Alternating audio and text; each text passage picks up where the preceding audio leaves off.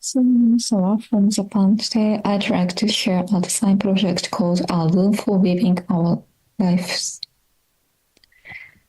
This space is inspired by the desire to create places for marginalized people to read, write, and be seen.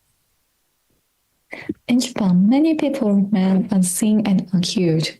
The elderly, single parents, non-regular workers, LGBTQ individuals, immigrants, and people with disabilities. So Japan has a high literacy rate, access to spaces for expression is deeply unequal. How can we create a place for their expression and archiving their life? Virginia Woolf, a famous novelist in England, insisted that woman needs money and a room for her own to write fiction. It shows that minority women need economic and physical freedom in order to engage in creative activities. Meanwhile, Japanese socialist Kazuko Tsurumi created 生活を綴る会, where ordinary women gathered to write about their daily lives. This project bridges the solitude of Wolf's private room and the collectivity of Tsurumi's gatherings. I imagine a place where people can come alone to write or read or be with others in conversation. A space that honors silence and sociability, separation and encounter. My concept is here, an interior for living lives. Japanese word 綴る nearly equals wave in English. It means both of writing and knitting. I propose an interior where visitors can join forces to gradually create a place and weave words together. The design uses the technique of Lydian knitting, where one thread loops around pegs form a tube. Pillars and frames become the room. The thread becomes a wall. The outer frame encourages interaction. The knitted interior offers solitude.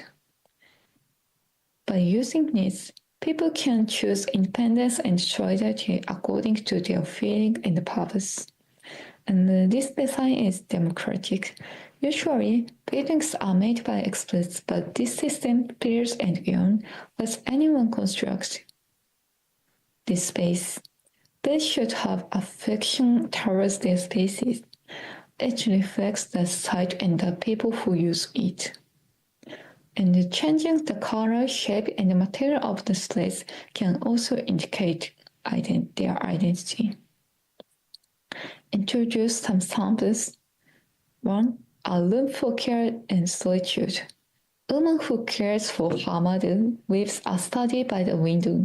She knits alone or with her mother. The act of making becomes part of caregiving. Protest and presence.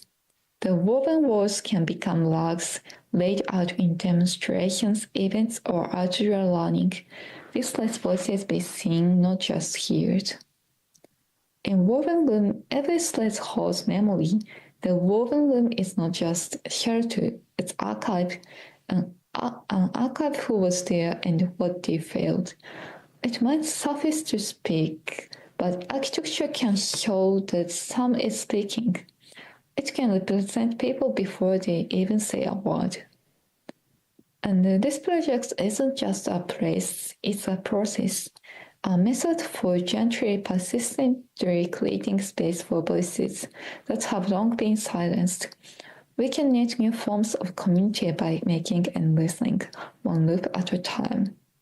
Thank you for your attention.